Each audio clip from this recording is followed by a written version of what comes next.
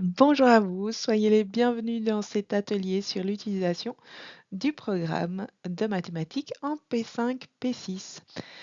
Cet atelier a été construit avec Haute Boucoit, faisant partie du service de production pédagogique, et moi-même, formatrice à l'IFEC. Alors, pour commencer, je vous propose une petite vidéo humoristique pour donner le ton en mathématiques. Alors, ça fait beaucoup d'argent, hein? Parce que j'ai vendu beaucoup de fromage. Alors? Alors, Gaspard, c'est plus possible. Avec tout ce que t'as vendu, il manque 12 deniers au moins. Ah zut, c'est pas de chance ça. Oui, bah non, ça peut plus continuer là, Gaspard. Bon, c'est pas une fatalité. Là, j'ai 5 fromages. Ah bon? Non, c'est des doigts, mais on va dire que c'est des fromages, d'accord 1, 2, 3, 4, 5. Oui? Je sais pas, oui. J'ai combien de fromages là 5? Mais non Tu l'as dit tout à l'heure. Elle a dit tout à l'heure, j'ai 5 fromages. Oui, je l'ai dit. Bon, autrement, c'est pas grave. 1, 2. Les autres, on verra plus tard, d'accord J'ai combien de fromages là 5. Mais non Mais bon Dieu de toi, c'est pas compliqué quand même 1, 2, ça, là, c'est 2. Ça, c'est 2. Oui, enfin, non. Là, il est tout seul, mais si t'ajoutes le pouce, ça fait 2. Ah, ça, c'est 2. Mais non, là, il est tout seul. Si t'ajoutes le... Non, mais c'est pas compliqué, mais arrête de bluffer, toi, aide-moi plutôt. Surtout pas, ça risquerait de s'arrêter là. Bon, ça, c'est 1. Oh Ça, c'est 1 et ça, c'est 2. 1, 2. Mais si tu en enlèves 1, ça devient 1. Et c'est pareil pour l'autre, tu comprends Bon, ça, là, c'est 1. Non, c'est 2. Ça peut pas être 1, puisque 1, c'est ça. Et puis, merde Oh Hey Isabeau. Non, François, Oui. je pense que ça, c'est 2. Voilà. Voilà. Hey Isabeau, il a compris, hein. Formidable Voilà, ça nous donne un petit aperçu de ce qu'on peut vivre parfois en classe, des grands moments de solitude. Et donc, cette vidéo nous montre toute la difficulté de faire comprendre une nouvelle notion si nous ne prenons pas le bon chemin. Et le programme a tenté de tracer des chemins intéressants pour vous aider à mettre en place de bonnes pratiques dans vos séquences d'apprentissage. Alors, les objectifs de cet atelier sont de vous aider à identifier les contenus présents dans ce nouveau programme, ainsi que les changements par rapport au programme précédent et de vous proposer des exemples de liens et de croisements possibles. En revanche, on ne se veut pas un atelier de didactique des mathématiques ni de méthodologie, mais bien un atelier sur la prise en main de ce nouveau programme. Donc pour vous aider à rentrer dans ce nouveau programme. Ça ne veut pas dire que je ne vous proposerai pas des pistes plutôt didactiques et méthodologiques, mais c'est plus pour illustrer et comprendre comment utiliser ce programme.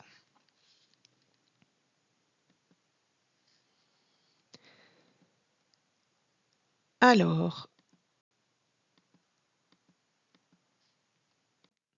concernant le déroulement de l'atelier, il y aura des temps de présentation alliés à des moments individuels de recherche euh, dans lesquels nous découvrirons la structure du programme, la philosophie générale de l'introduction générale, ainsi que les différents champs dans le programme des mathématiques. Et vous aurez l'occasion d'échanger euh, vos questions, de proposer vos questions via la salle des profs ou en envoyant un petit mail à la salle des profs dont je vous communiquerai l'adresse mail. Voilà.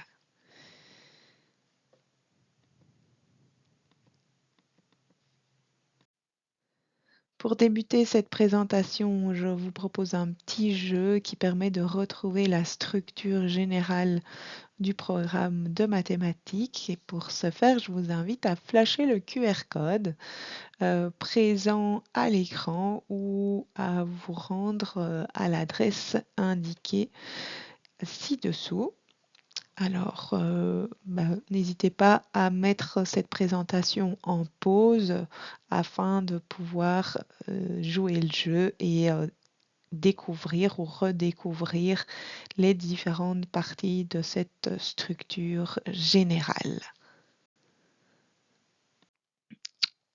Qu'est-ce qui est interpellant dans ce sommaire, dans cette table des matières?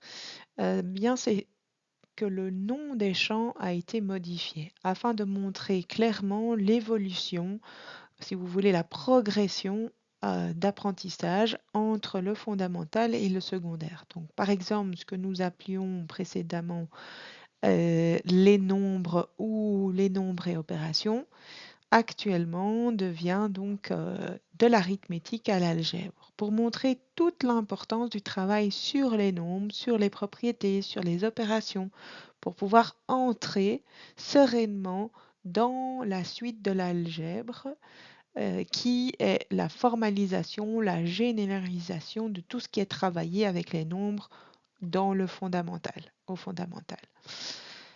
Une autre partie de cette introduction, par exemple les solides et ce qu'on appelait précédemment les solides et figures devient des objets de l'espace à la géométrie, dans le même but de montrer que le travail réalisé dans le fondamental avec les objets donnera les bases pour construire les théories géométriques qui viennent généraliser toutes les découvertes réalisées. Donc au secondaire, on va plutôt être dans la modélisation et on les prépare, surtout en 5e, 6e, on va les préparer vers ces démarches de modélisation, de généralisation. Donc voilà, un autre champ qu'on dénommait précédemment qui était le champ des grandeurs, devient des grandeurs à la relation entre variables pour montrer la continuité depuis la mesure d'une grandeur jusqu'à la variabilité de celle-ci en fonction d'une autre grandeur. Le traitement de données, quant à lui, devient de l'organisation des données à la statistique afin de cibler l'élément principal de ce champ, qui est la statistique. Donc, on ne traite pas n'importe quelle donnée dans n'importe quel but. On va travailler ici tout ce qui permettra par la suite d'analyser des données dans un but statistique. Donc, on voit qu'on on installe au fondamental des aspects mathématiques qui vont permettre d'aller vers la statistique au niveau du secondaire. Donc un petit rappel au niveau de l'arithmétique, c'est la science qui a pour objet l'étude de la formation des nombres, de leurs propriétés et des rapports qui existent entre eux. Donc la théorie des opérations, les 4 opérations de l'arithmétique, l'addition, la soustraction, la multiplication, la division. Un autre rappel, c'est l'algèbre. Donc l'algèbre, c'est la branche des mathématiques qui permet d'exprimer les propriétés des opérations et le traitement des équations et qui aboutit à l'étude des structures algébriques. Donc ça, c'est pour notre structure générale, je vais dire, donc le sommaire de ce programme en mathématiques. Donc si on reprend le schéma de la page 14 et qu'on rentre un peu plus dans les différents champs, on y voit ce qui sera principalement travaillé durant tout le cursus dans le fondamental. Donc ce schéma nous montre l'interdépendance des champs avec par exemple pour différencier le carré et le triangle, bien évidemment il faut connaître les nombres. Pour, pour différencier le rectangle du carré, il faut maîtriser les grandeurs. Chaque champ a donc ses spécificités, ses bonnes pratiques, mais selon les activités que nous allons travailler avec nos élèves, des savoirs, des savoir-faire d'autres champs peuvent être sollicités.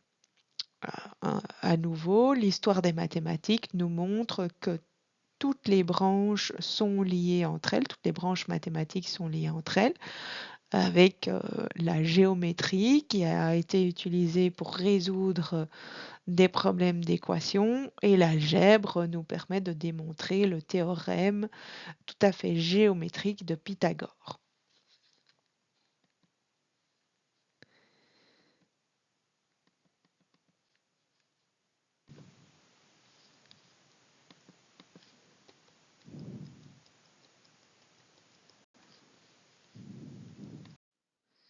Donc, notons que la résolution de problèmes n'est pas que dans le champ de l'organisation des données. Il s'agit à présent d'un outil transversal qu'on met au service d'une compétence dans un champ. Donc, il va être travaillé vraiment dans tous les champs.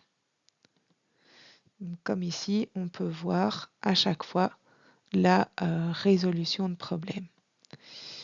Et donc, il est indispensable à la contextualisation des apprentissages et met en lien les savoirs et les savoir-faire travaillés pour cette compétence dans un des champs.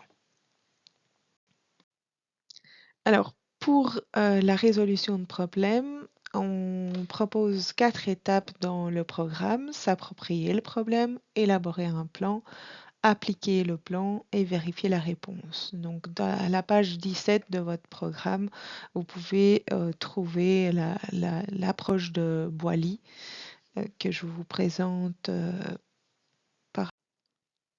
Donc, dans la résolution de problèmes, il importe de confronter régulièrement l'élève à des problèmes variés afin de lui permettre de développer un plus grand nombre de stratégies de résolution. Pour l'aider, on va lui proposer ce schéma qui n'est pas linéaire, mais qui est à prendre en considération. On peut faire des allers-retours si c'est nécessaire. Parallèlement à ça, Vergniaud propose une classification qui pourrait vous être utile pour compléter cette méthode SIV qui se trouve donc à la page 22 du programme et à l'annexe 1, page 108. Alors, en quoi consistent les 4 étapes de Boily qui sont représentées ici? Dans un premier temps,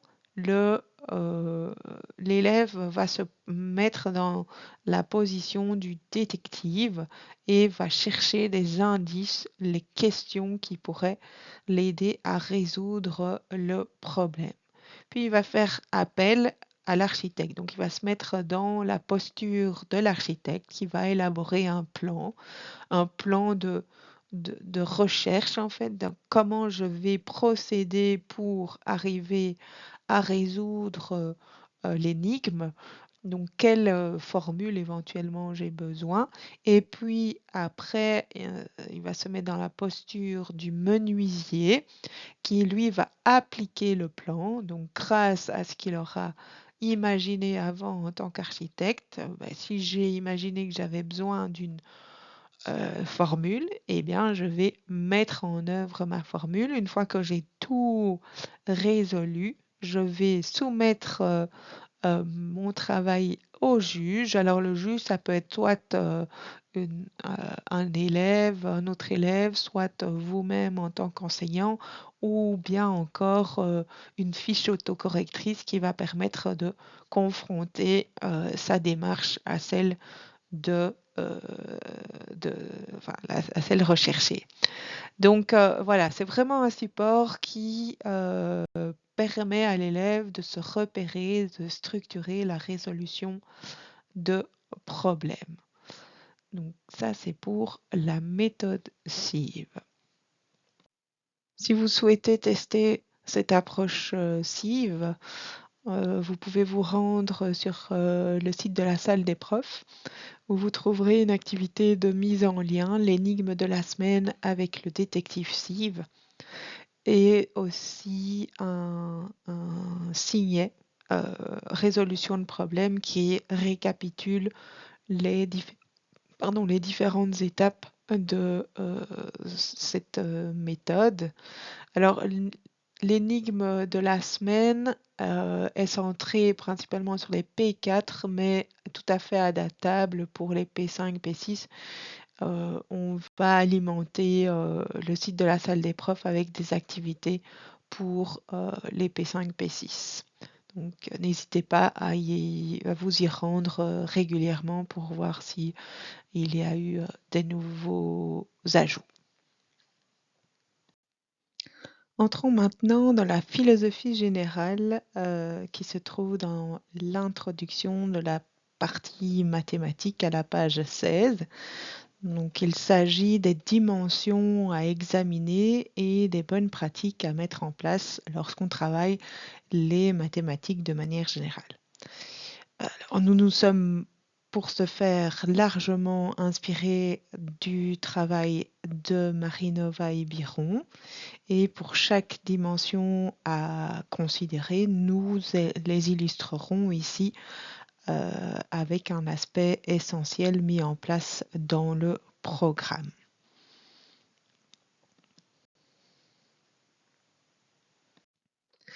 Voici les dimensions à considérer par l'enseignant dans la préparation de ces activités. Nous avons dans un premier temps la tâche proposée, le rôle de l'enseignant, le contexte social de la classe, les outils mathématiques comme soutien d'apprentissage et l'équité et l'accessibilité. Des pistes qui illustrent ces dimensions sont proposées sur les pages de droite de votre programme.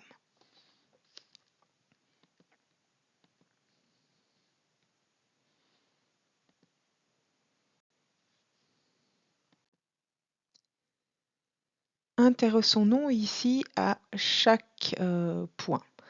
Pour la nature de la tâche proposée, l'enseignante veillera à inscrire les activités proposées dans une perspective de résolution de problèmes afin d'amener les élèves à réfléchir, partager entre eux. Dans la mesure du possible, on veillera à exploiter et explorer l'environnement direct de l'élève, à savoir la classe, l'école, la cour ou le quartier. Ce n'est pas toujours possible, mais donc voilà. Il est également important de proposer aux élèves diverses situations afin de varier les types de raisonnement. Donc on peut aller vers un raisonnement déductif, partir d'une règle générale pour en tirer une conclusion particulière, ou bien inductif, à partir de plusieurs éléments, on va généraliser une règle. Et analogique, ça veut dire qu'on va adapter une situation, une solution d'une situation similaire.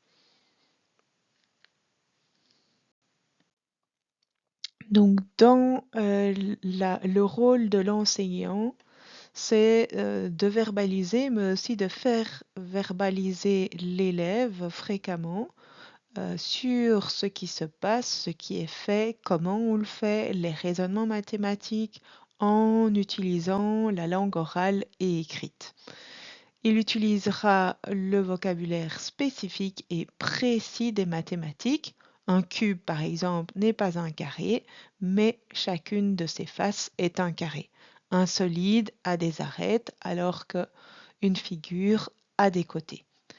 Donc, l'enseignant vérifiera la bonne compréhension du vocabulaire pour chaque élève et sera attentif à la polysémie de certains mots. Donc, par exemple, le mot figure peut désigner le visage, mais aussi une figure géométrique.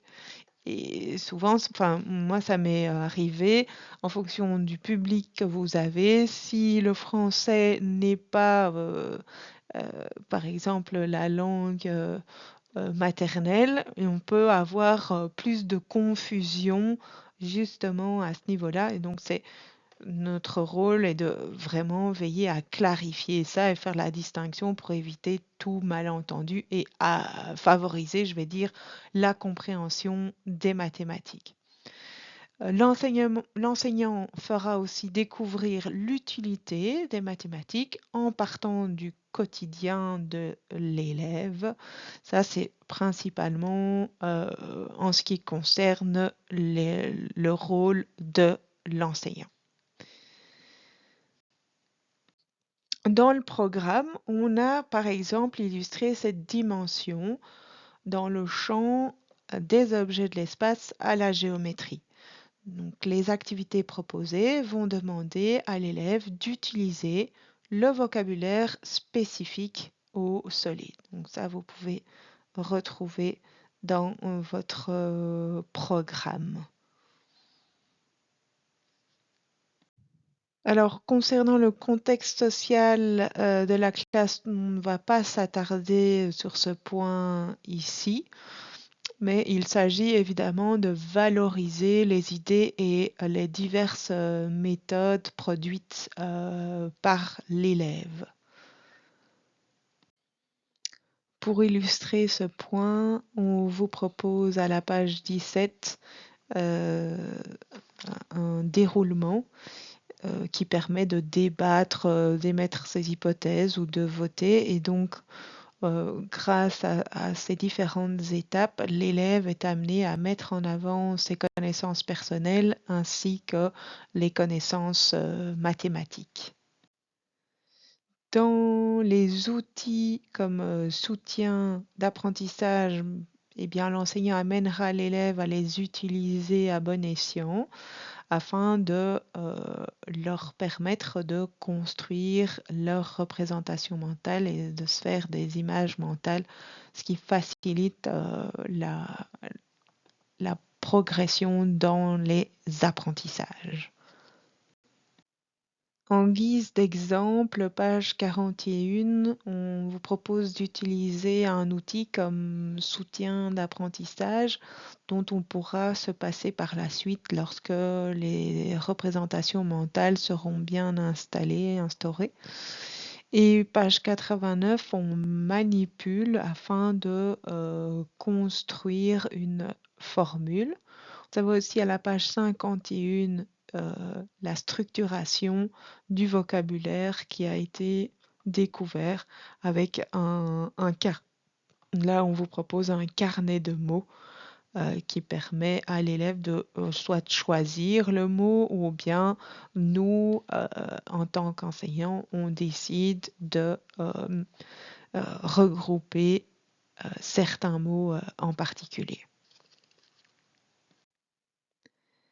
Dans la dimension de l'équité et de l'accessibilité, le programme a voulu mettre un point d'attention sur le respect du développement cognitif par des activités en progression. On le remarque notamment dans le repérage spatial. Alors, si vous avez une question, vous pouvez l'envoyer via l'adresse mail salledesprofs@cegec.be ou consulter notre foire aux questions sur la salle des profs, sur le site de la salle des profs.be.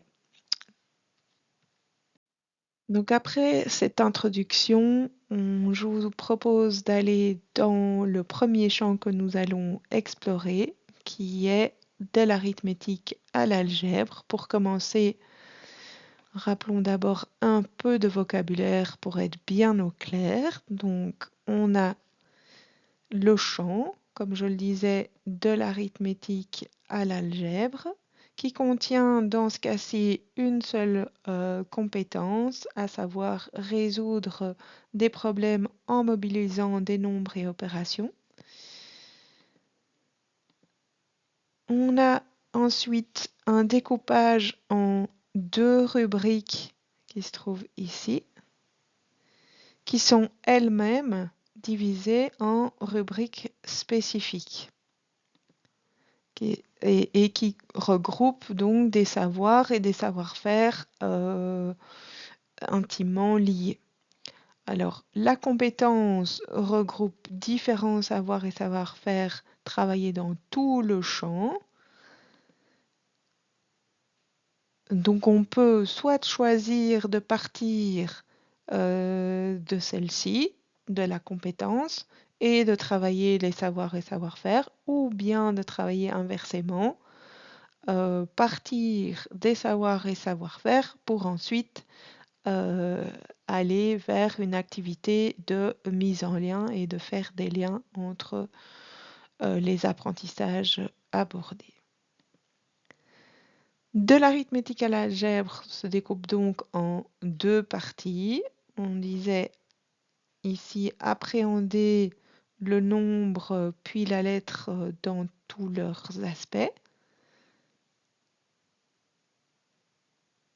Opérer sur des nombres et sur des expressions algébriques.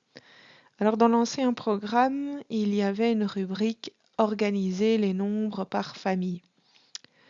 Les contenus de cette rubrique ont été placés dans la rubrique appréhender le nombre puis la lettre dans tous ces aspects pour montrer qu'ils servent à comprendre le nombre. Alors dans chaque champ, il y a une introduction dans laquelle vous découvrez un tableau de continuité qui permet de voir l'évolution des notions principales de la 4e primaire vers la 1re secondaire. Donc comme ça vous permet de voir d'où viennent vos élèves et vers quoi en 6e on doit les amener pour arriver à la 1re secondaire. Alors ces éléments de continuité sont donc présents dans chaque introduction de chaque champ et par rubrique. Ainsi par exemple dans la rubrique opérer sur des nombres et sur des expressions algébriques, en P4 on a les nombres décimaux qui seront abordés. En P5 la décomposition de 1 et de 100, le développement de techniques de calcul mental vers le calcul écrit et l'estimation ainsi que la calculatrice. Et en P6, on va utiliser l'égalité avec l'introduction aux équations. On partira aussi vers l'introduction de propriétés et de différentes opérations dans la résolution de problèmes pour arriver en secondaire vers la découverte du calcul algébrique et de la résolution d'équations simples. Donc avant de rentrer dans le vif du sujet, le programme aborde d'abord des difficultés récurrentes présentes chez certains élèves dans la construction des nombres et des opérations. Alors, je vous invite à aller jeter un coup d'œil en page 20 pour plus de détails. Pour n'en citer quelques-unes, on va avoir une mauvaise compréhension du nombre décimal qui va freiner l'accès aux nombres à virgule et à leurs particularités, les différents sens du zéro qui peut être un symbole dans l'écriture des nombres ou aussi un nombre indiquant le vide. Voilà, je vous invite vraiment à aller faire un petit tour parce que ça peut être intéressant de voir quel blocage nos élèves peuvent rencontrer dans ces apprentissages. Et à chaque fois, vous avez en lien des pistes pour pallier ces difficultés qui sont proposées en page de droite.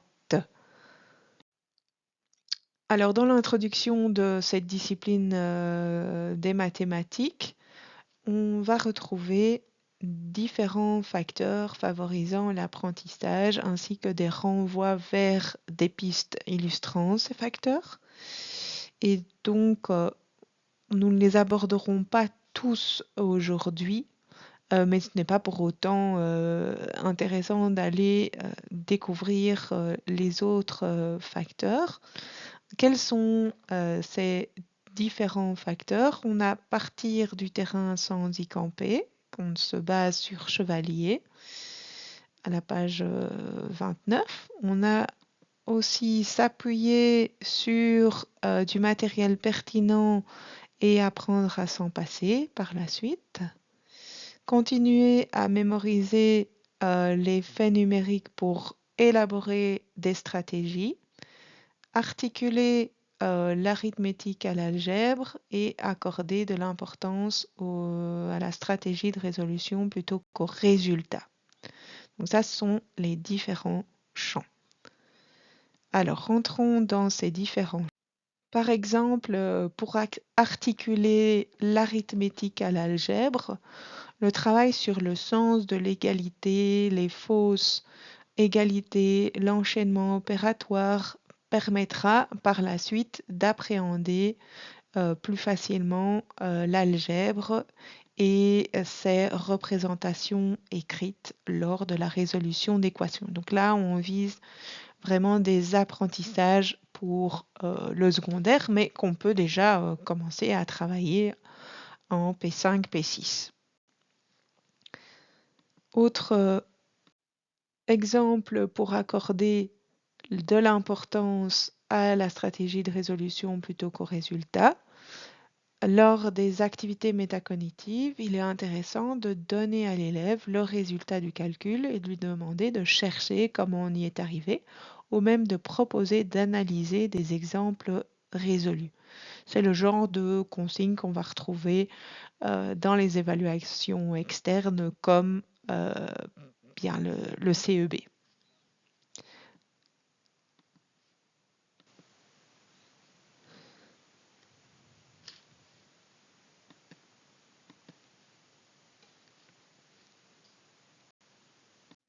Encore un exemple qui fait un lien avec le programme de français en parler. Vous trouverez les attendus comme verbaliser un raisonnement mathématique ou verbaliser l'usage d'une stratégie cognitive. Donc ainsi, on allie à la fois un contenu mathématique avec un contenu de français.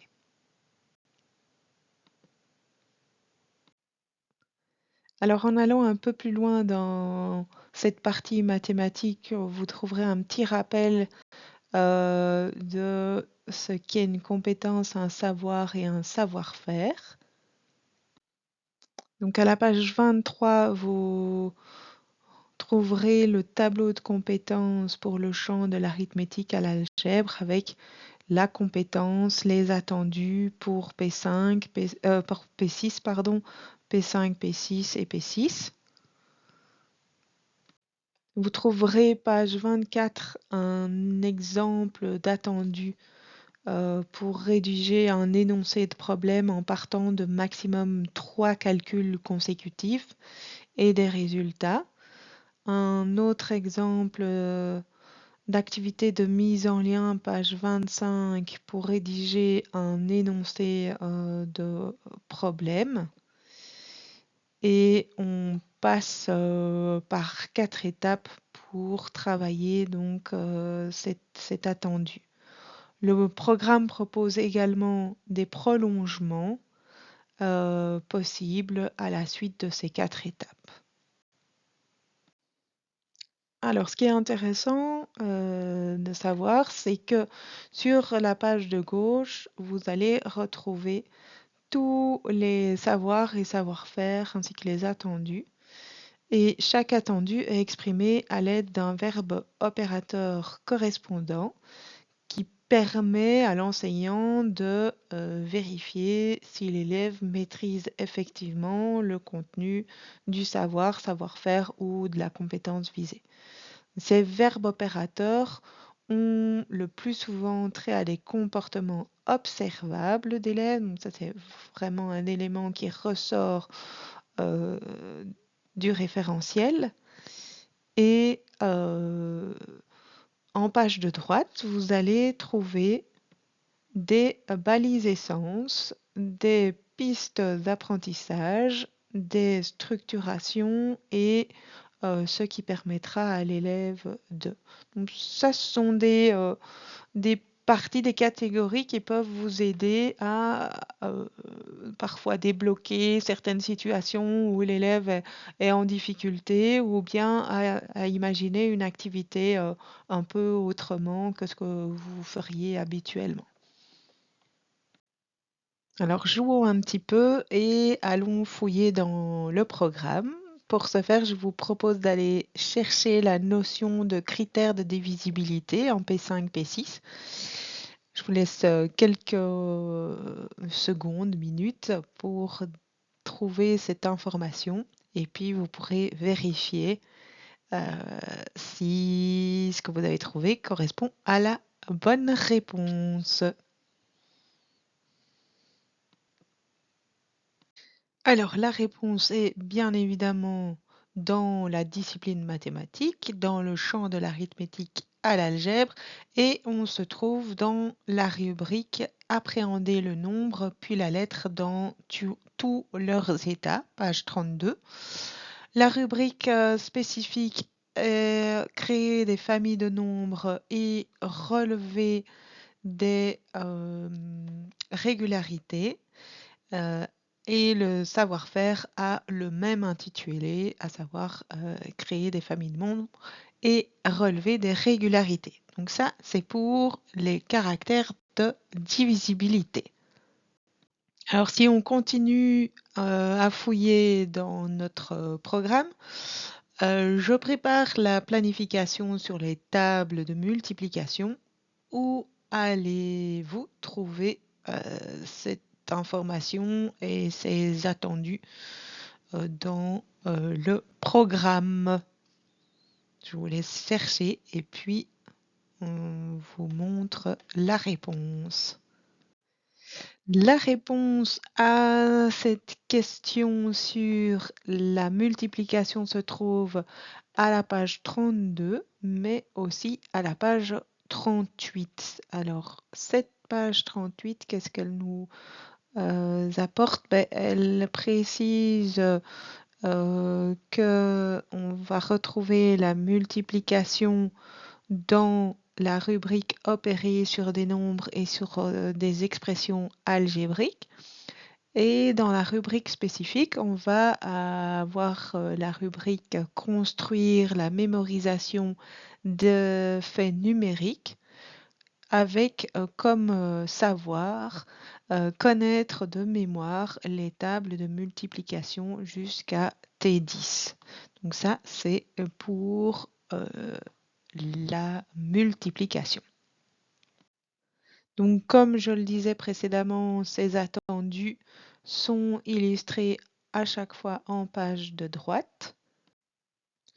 Et alors, sur le site de la salle des profs, vous trouverez 2 fiches sur la multiplication, le point sur l'apprentissage progressif des tables de multiplication et des pistes pour travailler les stratégies des faits déduits avec la multiplication.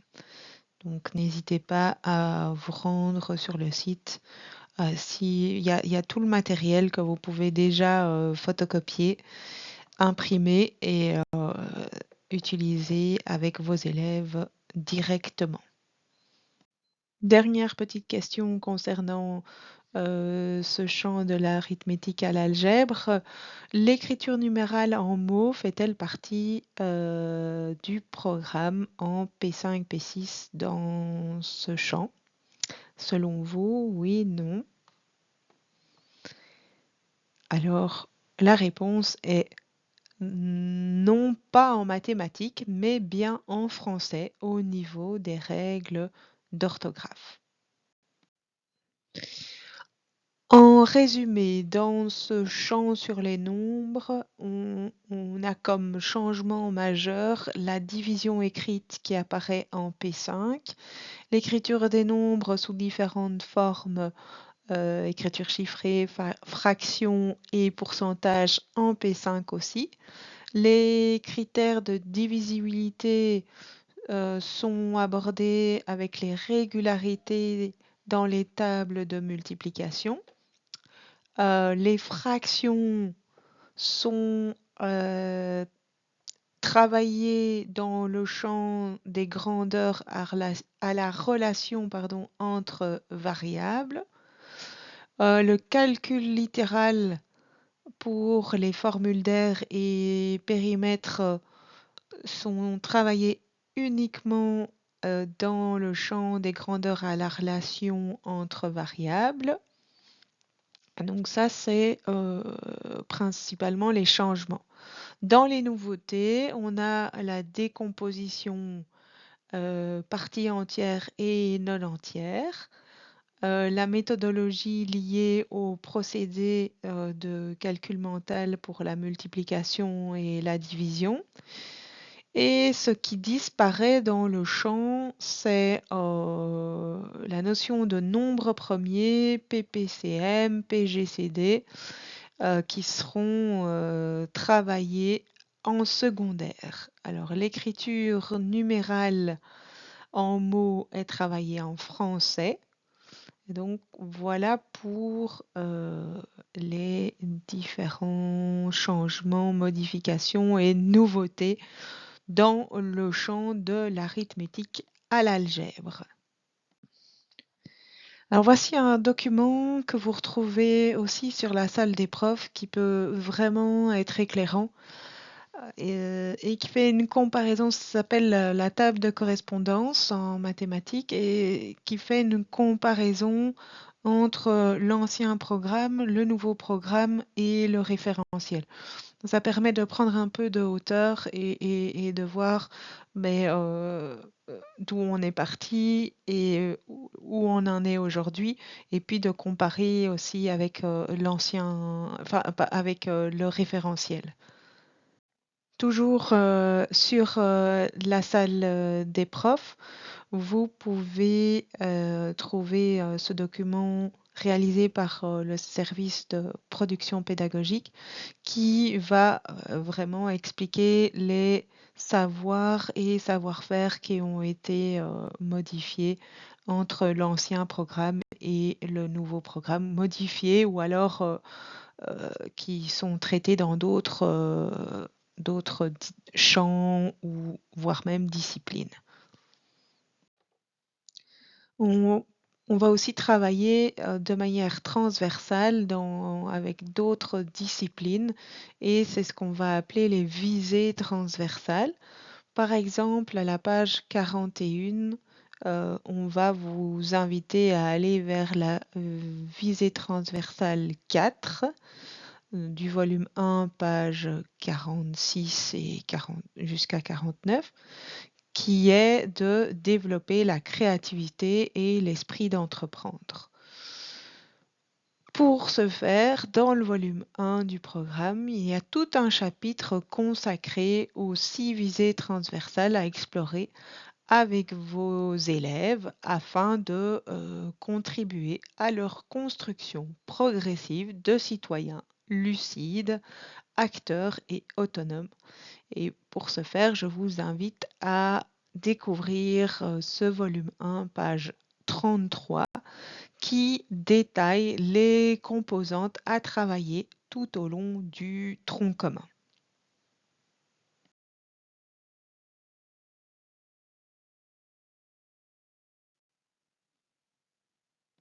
Alors, comme dans le champ précédent, on a aussi des facteurs favorisant l'apprentissage des objets de l'espace à la géométrie et une porte d'entrée intéressante qu'on suggère, c'est l'art.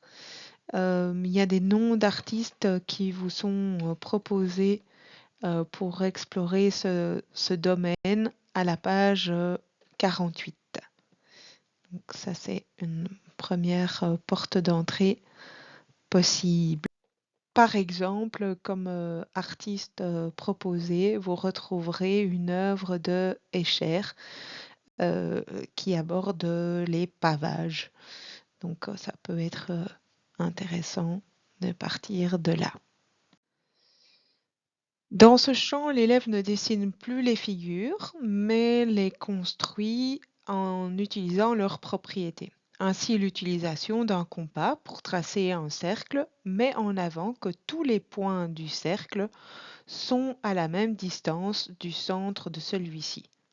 Par la suite, l'utilisation du compas pour reporter une distance prend pleinement son sens, comme dans l'activité pour tracer un hexagone régulier inscrit dans un cercle.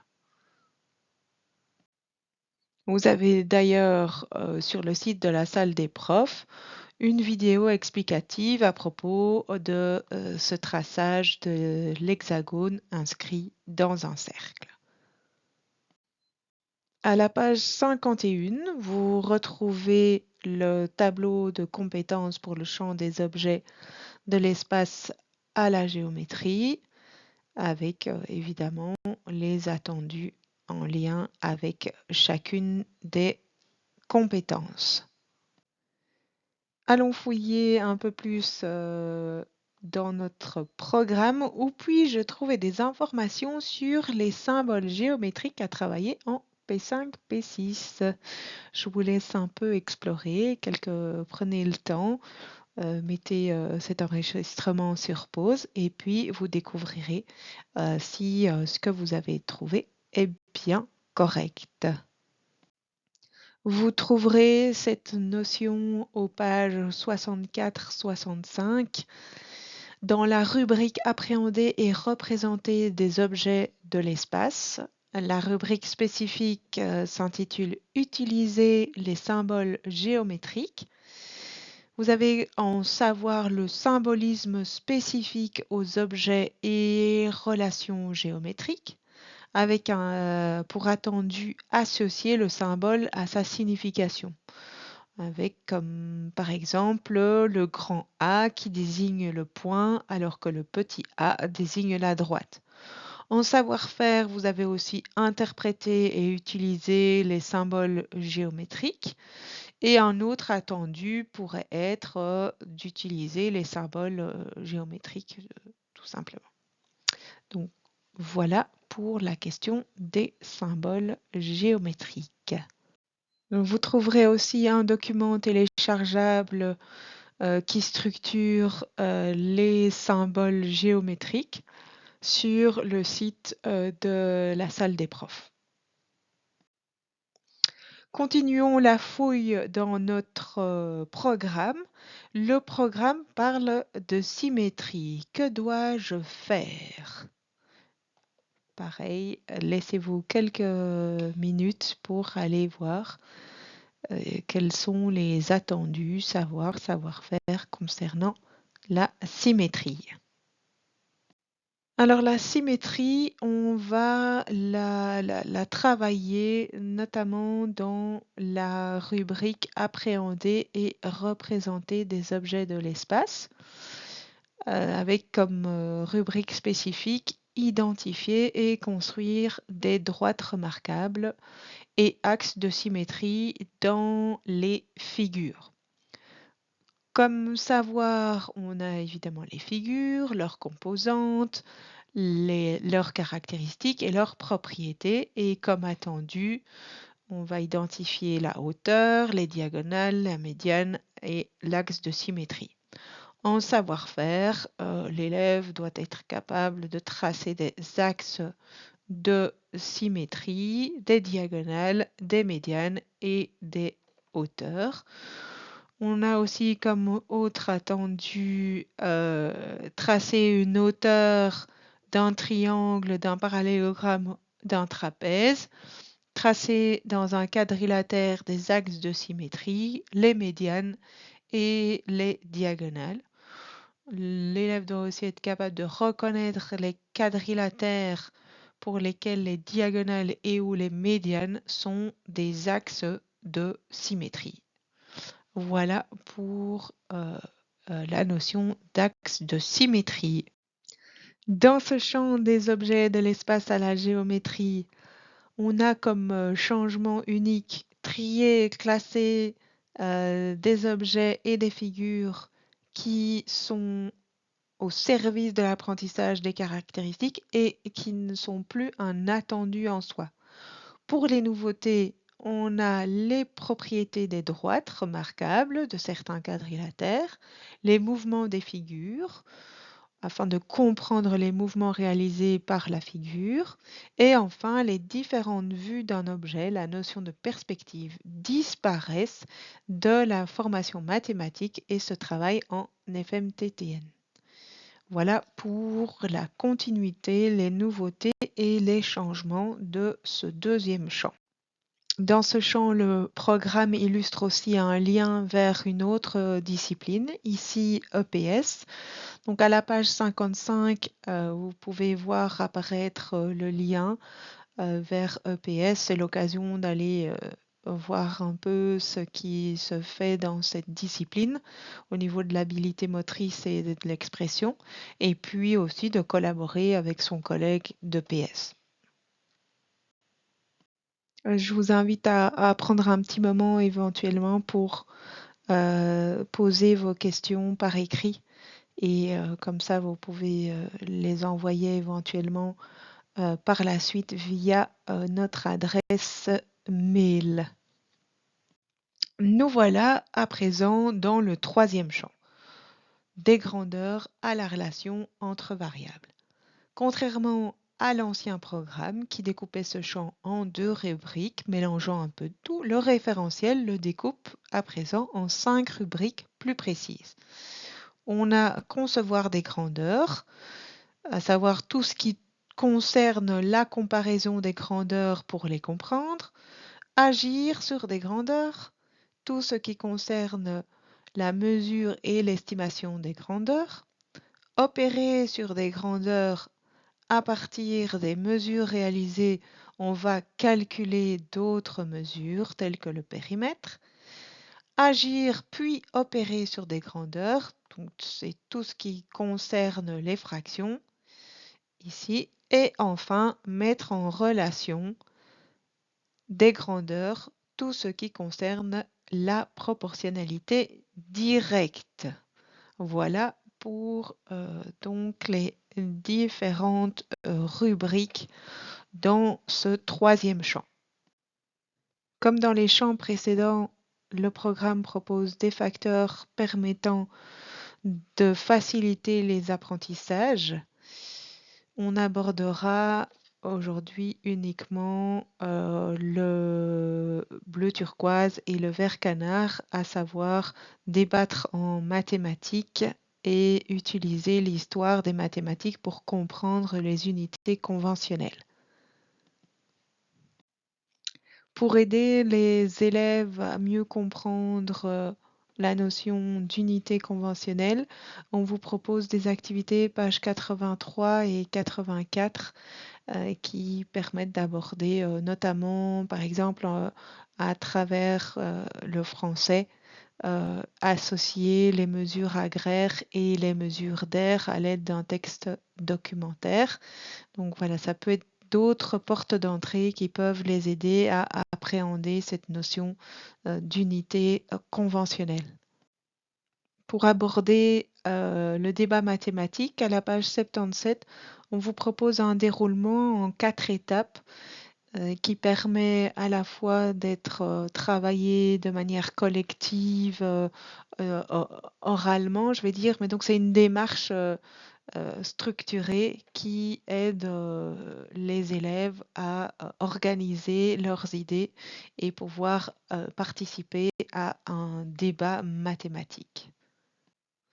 Aux pages 74 et 75, vous retrouverez le tableau de compétences avec ici les différentes compétences ainsi que les attendus qui sont associés. Jouons un peu. Question, mesurer l'amplitude d'un angle. Est-ce un attendu de ce champ pour P5, P6? Je vous laisse quelques secondes pour aller explorer et vérifier si cette question est abordée dans le programme. Alors, l'amplitude des angles ne sera plus travaillée qu'à partir de la S1, donc la secondaire 1. On va continuer à travailler la question des angles dans le champ des objets de l'espace à la géométrie, mais plutôt en identifiant si c'est un angle obtus ou un angle aigu par rapport à l'angle droit. Donc on va élaborer des comparaisons entre les différentes sortes d'angles, mais on ne sera plus dans la mesure précise d'un angle. Continuons à fouiller et chercher où se trouvent les informations à propos de la notion d'échelle. Cette notion d'échelle apparaît dans la rubrique 3.5 mettre en relation des grandeurs. On va la développer davantage dans la rubrique spécifique 3.5.1 résoudre des problèmes de proportionnalité directe. On l'abordera aussi dans le savoir-faire utiliser la proportionnalité directe pour exploiter la notion d'échelle. En P6, on va représenter, dessiner à l'échelle un cinquantième, un centième des objets issus du quotidien. On va aussi déterminer les dimensions à l'échelle d'une grandeur réelle en tenant compte des rapports sur différents plans ou sur différentes cartes. Exemple, un 100 millième, un sur 250 millième et inversement.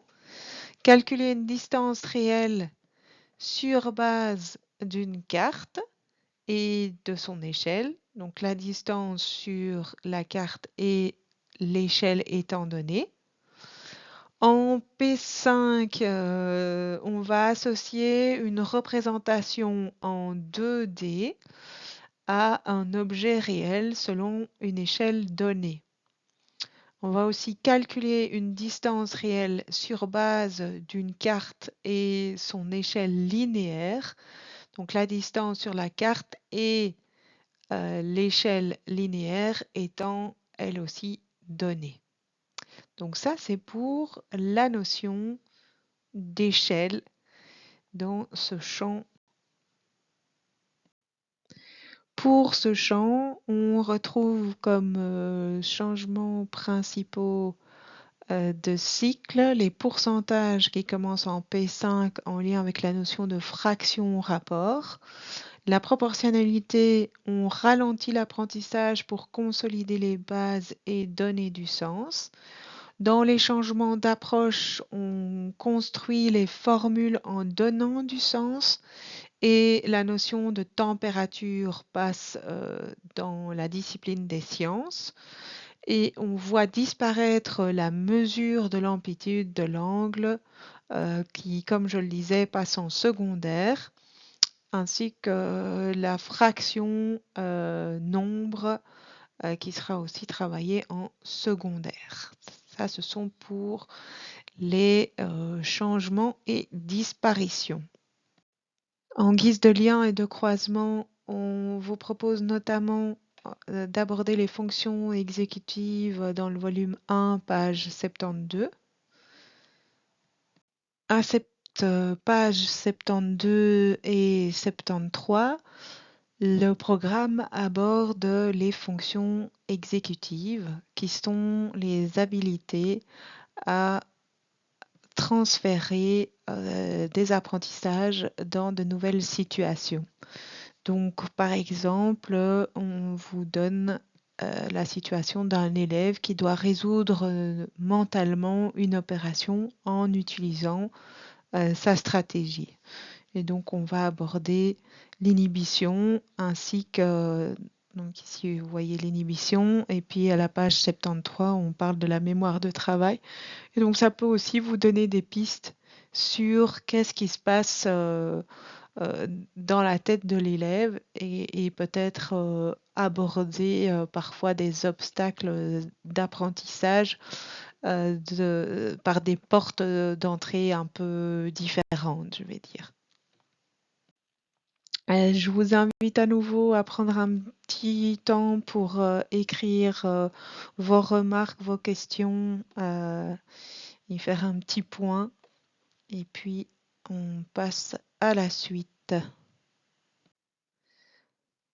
Abordons le 4e et dernier champ intitulé « De l'organisation des données à la statistique ».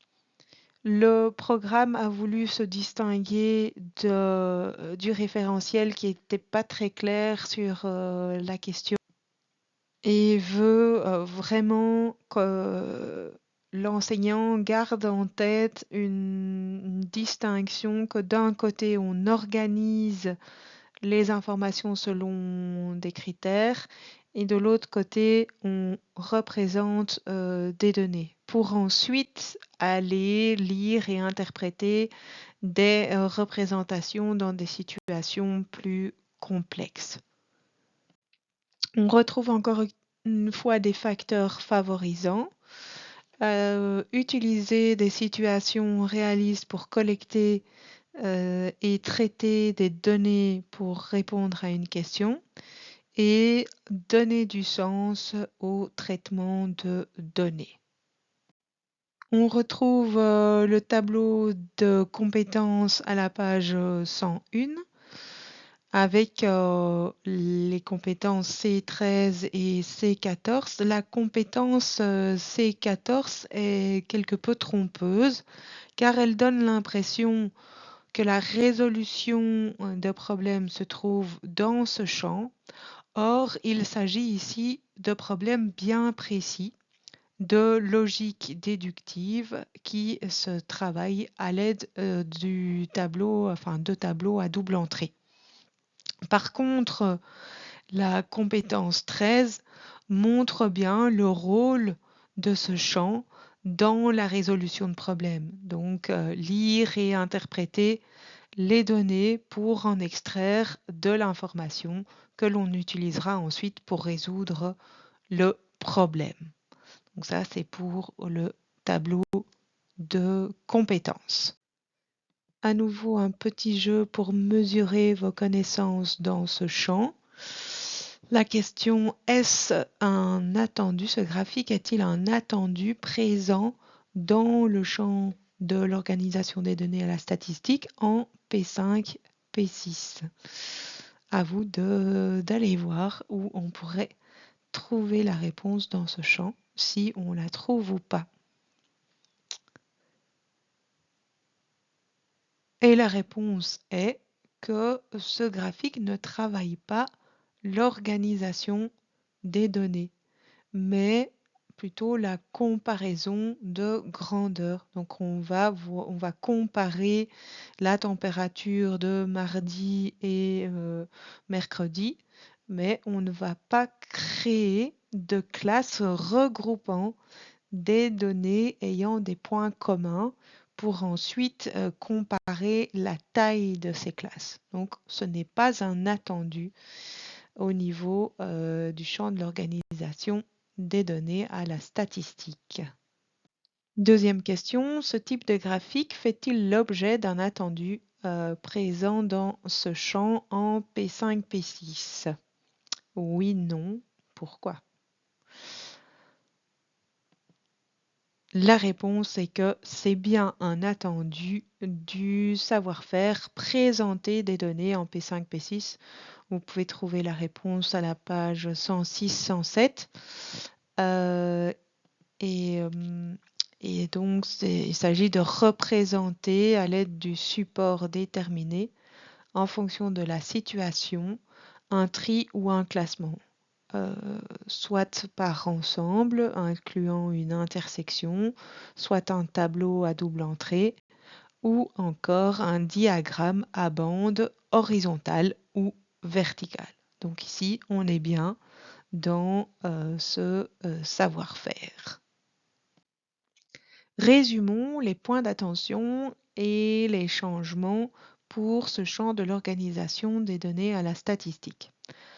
À l'école maternelle, on va beaucoup organiser pour comprendre, pour améliorer la visibilité des données. En primaire, il y a quelques éléments qui s'ajoutent, notamment le fait d'apprendre à collecter les données. Jusque maintenant, on disait à l'élève, avec toutes ces données, qu'est-ce que tu peux en dire? Aujourd'hui, on va aller plus loin, on va aussi lui apprendre à poser des questions pour pouvoir récolter ces données. Ce qu'on constate comme disparition, c'est la moyenne, la fréquence et le graphique circulaire qui seront travaillés dans le secondaire. Et alors, on va davantage travailler le graphique à bande pour catégoriser, pour classer. Voici un dernier exemple de lien et de croisement proposé à la page 102 pour la compétence lire, interpréter des données pour en extraire l'information. On peut y voir des liens avec la discipline français, à savoir élaborer des contenus, dégager des informations explicites, mais aussi en sciences humaines, par exemple, identifier des continuités, des changements et des évolutions en regard des moments clés.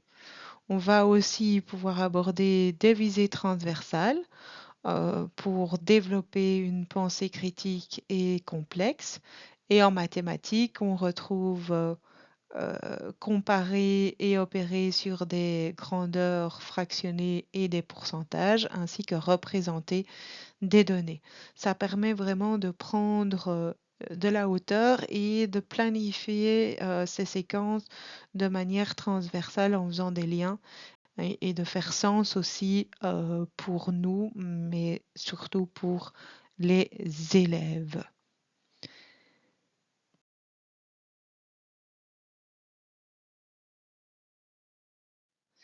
Pour terminer cet atelier, je vous propose un petit jeu vous permettant d'explorer votre programme et les 4 champs que nous avons abordés. Pour ce faire, je vous invite à scanner le QR code ici ou bien à copier l'adresse pour vous rendre sur la page du Geniali et vous essayez aux différentes questions qui vous seront proposées sous forme de petits jeux. Bon amusement!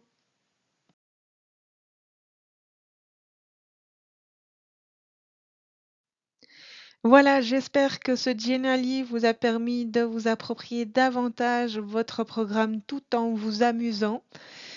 Je vous remercie pour votre attention. Je vous invite à poser vos questions si certaines